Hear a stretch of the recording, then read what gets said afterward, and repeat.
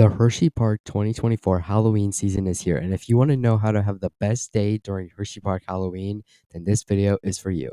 In this video, I'm going to be telling you how to go about doing all the haunted houses, which order you should do them, where you go if you don't want to get scared, and so much more. Also, I just want to mention that I do have a little bit of a cold, so my voice will not sound as good as it normally would, but nonetheless, I still want to make this video for you guys. So, without further ado, let's dive right in. This is Wildcat's Revenge Thrill.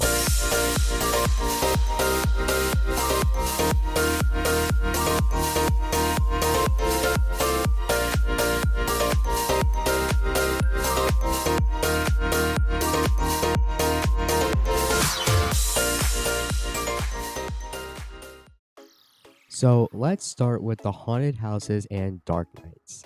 Dark Nights is from September 13th to November 3rd and starts at 6 p.m. And one thing I will say is that they normally keep the haunted houses and scare zones about an hour open after the park closes. So if anyone wants to stay for another hour just for the Halloween stuff after the rides close, I would definitely take advantage of that. This year they have 5 haunted houses, 4 we remember from last year and 1 new one, which is A State of Evil. Description for this one is, quote, wander through 13 rooms of the mansion but be vigilant or suffer the same fate as the previous owners. One thing that I also noticed is that most of the haunted houses are at the back of the park this year, and if they keep the same scare level that they did the previous years, all of these could be pretty scary houses. One thing that I did notice is that Creatures Uncaged from last year is now missing, so just wanted to let you guys know about that. But if you want to do all the haunted houses in one day, here's how I would do it. Start by running to Descent Catacombs of Decay. From my previous experience, this house always has the longest line and it seems to pick up very fast. So do this first, then you're going to head to A State of Evil. This is the brand new house for this year, so it's probably going to get crowded pretty fast. After you do that, head to Ante Mortem's Abattoir. This, I would say, is still considered a fairly new house, so it could get crowded fast. After that, you're going to head to Twisted Carnival. This line can get long towards the end of the day, but in my experience, for those first couple of hours, it's never too bad. And finally, head to Haunted Coal Mine Curse of the Tommyknockers. This line is normally long when Dark Nights first opens, which is why you want to do it toward the end of the day. Now, some of you might be asking, is a fast track worth it? And the answer is probably.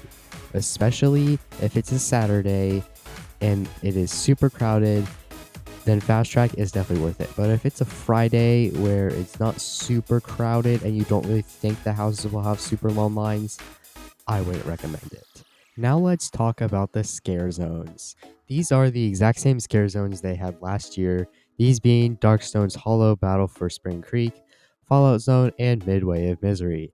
They're also in the exact same locations as they were last year. So where should you go if you don't want to get scared? Well, if I'm being honest, the scare zones really underwhelmed me since they started doing it. So you should be fine, but avoid the back of the park past Fahrenheit, and avoid the Hollow and the area down by Trailblazer Catering, but the area up by Stormrunner and Jolly Rancher Remix is scare-free, Chocolate Town is scare-free, Kissing Tower Hill, that entire region is scare-free. So if you don't want to get scared, avoid the back of the park, the Hollow, and Trailblazer, and you should be fine.